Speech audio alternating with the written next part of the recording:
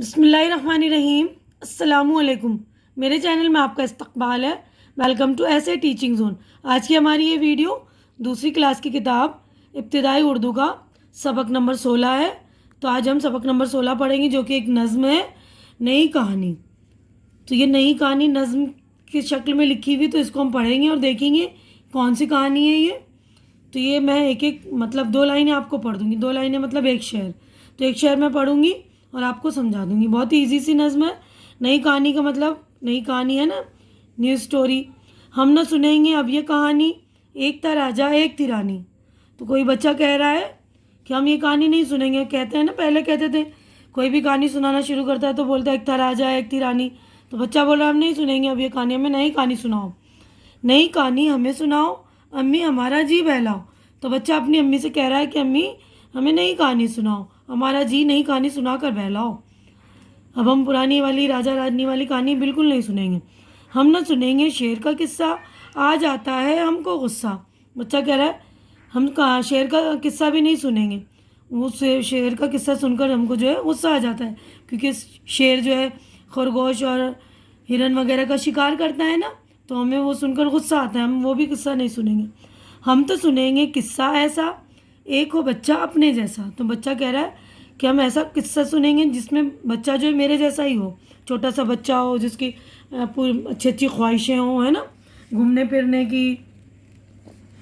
पार करे वो 7 समुंदर, सैर करे आकाश पे जाकर। तो बच्चा कह रहा है मुझे ऐसी कहानी सुनाओ जो जिसमें मेरे जैसा बच्चा हो, वो बच्चा 7 समंदर पार करे और आकाश की जो है, आकाश यानी आसमान की सैर करे, आसमान में घूमे। यानी बच्चे की ऐसी ख्वाहिश है, वो अपनी ख्वाहिश बता रहा है कि मम्मी ऐसी कहानी सुनाओ। बादल में वो झूला झूले, चांद सितारों को भी झूले। यानी बच्चे की ख्वाहिश है कि वो बादल में जाए और झूला झूले और चांद सितारों को छू ले। अम्मी मेरी अच्छी अम्मी, कह दो आज कहानी ऐसी। तो बच्चा अपनी अम्मी से कह रहा है कि अम्मी ऐसी कहानी बोलो मुझे जिसमें मेरी ख्वाहिश हो, मेरी ख्वाहिशें पूरी होती हो, है ना। बच्चा अपनी ख्वाहिश बता रहा है ना, कि उसकी ख्वाहिश है कि मैं भी आसमान में झूलूं। तो वो चाहता है कि उसकी मम्मी भी इसी तरह की कहानी उसको सुनाए कि बच्चा आसमान में झूला झूल रहा है, सैर कर रहा है आसमान की, और चांद सितारों को छू रहा है ना। तो देखिए, लिखने वाली जो है, नज़म लिखने वाले को कहते हैं शायर। तो नज़म लिखने वाली है सैयदा फरहत। तो ये शायरा हैं। पर देखिए अब हमारा जो है नज़म यहीं पर हो गई है कंप्लीट। यहाँ पर देखिए मश्क हो गई हमारी स्टार्ट। यहाँ पर पढ़िए और समझिए, यानी यहाँ पर ये अल्फाज और ये मीनिंग है। क़िस्सा यानी कहानी, आकाश आसमान, है ना। तो आप लोग 2 ही लफ्ज़ हैं, अच्छी तरह से समझ लेंगे, क़िस्सा, कहानी, आकाश, आसमान। इन सवालों के जवाब दीजिए। अब मैं जवाबात लिखने हैं, जवाबात हो गए अब शुरू। तो जवाबात भी मैंने आप लोगों के लिए लिख दिए हैं। लेकिन जो बच्चे मेरे चैनल पर नए हैं या जिन्होंने मेरे चैनल पर पहली बार विज़िट किए, तो प्लीज़ मेरे चैनल को सब्सक्राइब कर लीजिए। जो लोग मेरे चैनल को सब्सक्राइब नहीं करें अभी तक, है ना, क्योंकि आप लोग चैनल सब्सक्राइब करते हैं तो हमारी जो हिम्मत बढ़ जाती है। तो प्लीज़ हमारी हिम्मत बढ़ा दिया कीजिए आप लोग। देखिए मैंने जवाबात भी आप लोगों के लिए रेडी कर दिए ताकि आप लोगों को कोई परेशानी ना हो। तो देखिए पहला सवाल है, बच्चा कैसी कहानी सुनना चाहता है? बच्चा नई कहानी सुनना चाहता है। बच्चा नई कहानी किससे सुनना चाहता है? बच्चा नई कहानी अम्मी से सुनना चाहता है। बच्चे को गुस्सा किस बात पर आता है? शेर का किस्सा सुनकर बच्चे को गुस्सा आता है। बच्चा कहाँ की सैर करना चाहता है? बच्चा आकाश की सैर करना चाहता है। बच्चा किन चीज़ों को छूना चाहता है? बच्चा चांद सितारों को छूना चाहता है। अब अगले क्वेश्चन की तरफ देखिए हम बढ़ते हैं। यहाँ पर हमारे 5 सवालात हो गए ना कंप्लीट। अगला क्वेश्चन हमारा, खाली जगहों में मुनासिब लफ्ज़ लिखिए। यानी फिल इन द ब्लैंक से यहाँ पर अल्फाज दिए में इनको भरना है हमें, ठीक है ना। तो मैंने देखिए आप लोगों के लिए लिख दिए, है ना, आप लोगों को सहूलत हो जाएगी। नई कहानी हमें सुनाओ, हम न सुनेंगे शेर का किस्सा, एक हो बच्चा अपने जैसा, बादल में वो झूला झूले, अम्मी मेरी अच्छी अम्मी। ठीक है ना, आप लोग अच्छी तरह से लिख लेंगे। अब देखिए अगला क्वेश्चन है, नीचे दिए हुए लफ्ज़ों के सही हुरूफ पर तशदीद लगाकर लिखिए। तो आपने इससे पहले तशदीद वाले हुरूफ भी पढ़ रखे होंगे पहली में, है ना। तो देखिए अम्मी लिखा है ना, तो मीम पर तशदीद लगाएंगे। देखिए यहाँ पर मैंने तशदीद लगा दिया है, आप लोग भी अच्छी तरह से कर लेंगे। जिन हुरूफ पर तशदीद लगता है उस हुरूफ को हम 2 बार पढ़ते हैं ना। तो अम्मी, मीम की आवाज़ 2 बार आ रही है। क़िस्सा, तो स्वाद की आवाज़ 2 बार आ रही, तो स्वाद पर। अब अगला पेज की तरफ हम बढ़ते हैं। देखिए गुस्सा, तो गुस्सा में स्वाद की में तशदीद की आवाज़ लगेगी। बच्चा, बच्चा में चे पर लगेगी तशदीद। अच्छी, छ की आवाज़ डबल आ रही है ना, तो छ पर लगेगी। ठीक है ना, बिल्कुल अच्छी तरह से आप लोग लिखेंगे। अब अगला क्वेश्चन हमारा, नज़म की मदद से हिस्सा अलिफ और बे के सही जोड़ मिलाई, यानी मैचिंग करनी है हमें। अलिफ और बे है तो ये मैचिंग करनी है। नज़म के ही क्वेश्चन जो पोएम हमने पढ़ी है ना, उसी के हैं ये सारे, लाइनें आगे पीछे करके लिखी हुई है। हम न सुनेंगे अब ये कहानी, एक था राजा एक थी रानी। हम न सुनेंगे इस शेर का किस्सा, आ जाता है हमको गुस्सा।